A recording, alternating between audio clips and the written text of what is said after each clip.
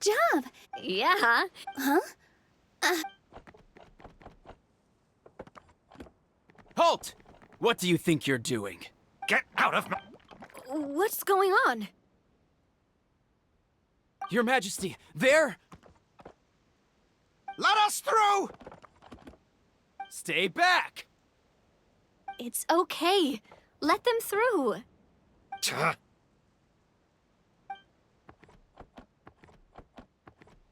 Your Majesty, could we please ask you not to turn the gear that connects up to the sky? And why is that? As you have seen, the goddess's gift is very important to us. It keeps us from harm and protects our very lives. Some of us, we just aren't ready to lose that protection. I see. I understand. Huh? Your Majesty, do you mean... I won't turn that gear. Not until you're ready. What?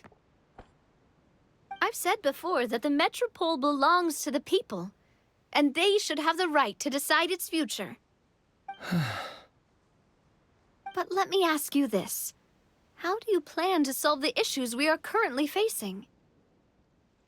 Well, we'll start by rescuing the people that have gotten stuck. And then we'll find a way to figure out the true cause of this crisis. And have you made any headway on that? The true cause, I mean. Unfortunately not. Hey, you little... I'm sorry, my friend, but it's the truth. You have friends and family that have been affected, don't you? That have gotten stuck? Duh. I understand your concerns. But if we let this drag on for much longer, the situation may well get worse.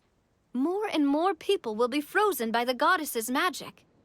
Yes, but if we turn that gear now, all the tracks in this city will disappear. I know this is a hard decision to make.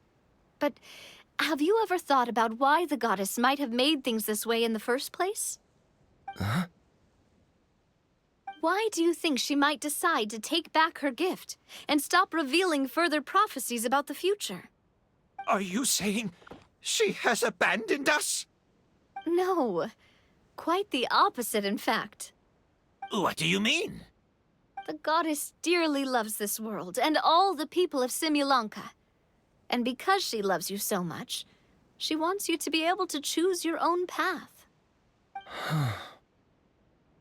Every parent hopes their child will have a happy and carefree life. But if they're overprotective, then all they'll manage to do is keep their child trapped. If a mother bird lets her baby ride on her wings for too long, her child will never learn how to fly. Perhaps the goddess of prophecy has always known that one day she'll have to. Children can only become independent if they're allowed to form their own opinions, make their own decisions, and deal with the consequences on their own. Only then will they be able to continue their journey alone, even after their parents are gone. But we've relied on the goddess's protection for so long. We don't know what it's like to go it alone. We don't know if we have what it takes. Are you kidding me? I think you've proven yourselves more than capable of that. What do you mean? You made a call in a time of crisis, and you've come all this way to talk to me. Even the guards couldn't stop you. That must have taken a lot of courage. But we only did it because we were scared. Why you set out on the journey doesn't matter. What matters is that you've proven you can choose your own path. My friend, I fear our king is right. It is time for us to face our fears. What? But we... We can't go on living like this. Living in fear. Look at what it's driven you to do. You once revered her more than any of us. And I think the king is right. She hasn't abandoned us. So, why don't we put our trust in her one more time? I don't care anymore. Do what you want. Aw, he laughed. I'm sorry about my friend. That's just how he is. Is it just me, or... I think so. Not that you'll ever... Your Majesty, please. So, you've made up your mind? About giving up the goddess's gift? Yes, I've made up my mind.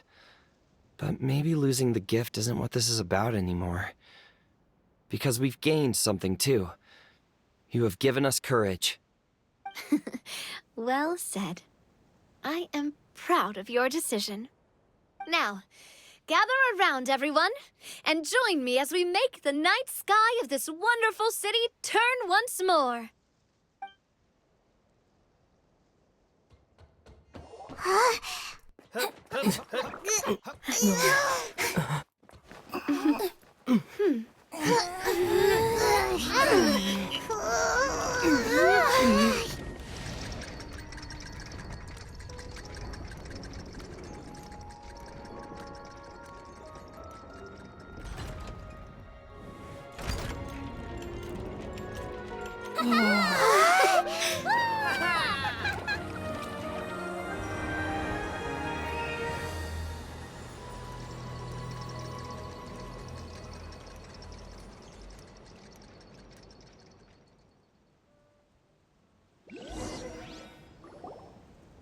So the stars hanging in the sky... They're music notes! This entire metropole is a huge music box! That's incredible! How do you feel? A little scared and uncertain.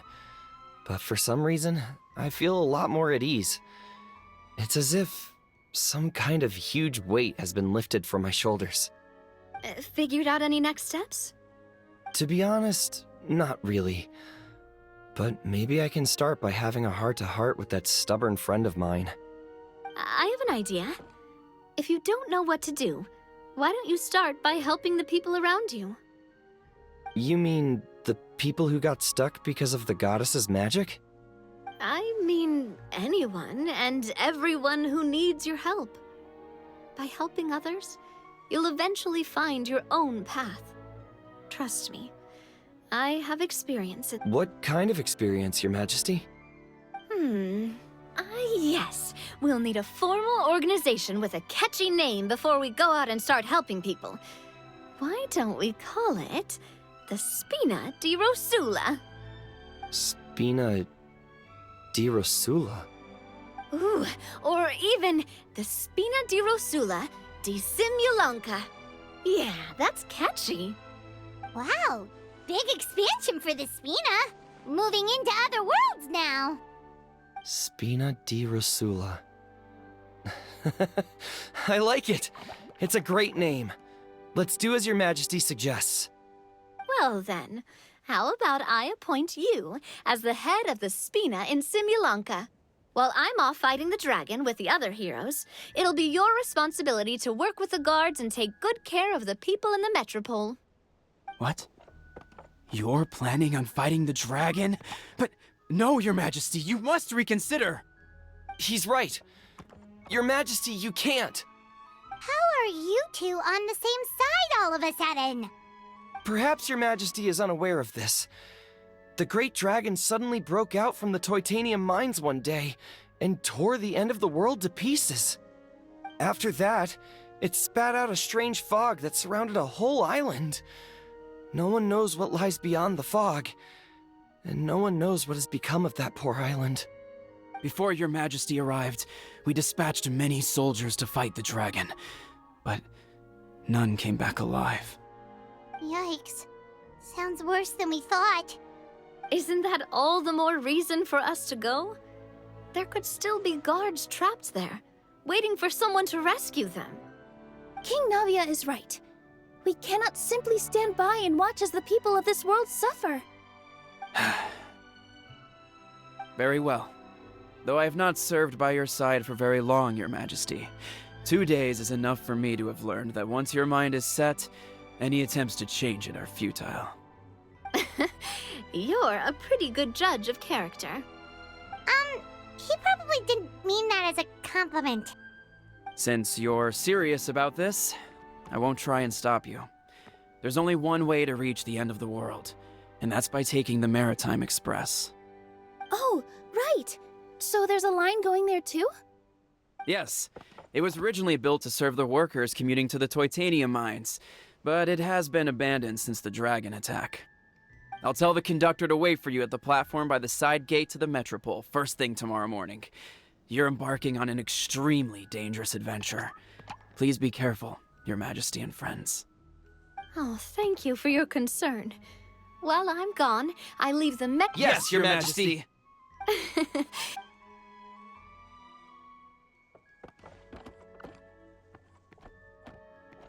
So, the plan for tomorrow is journey across the ocean, make it to the end of the world, and defeat a dragon.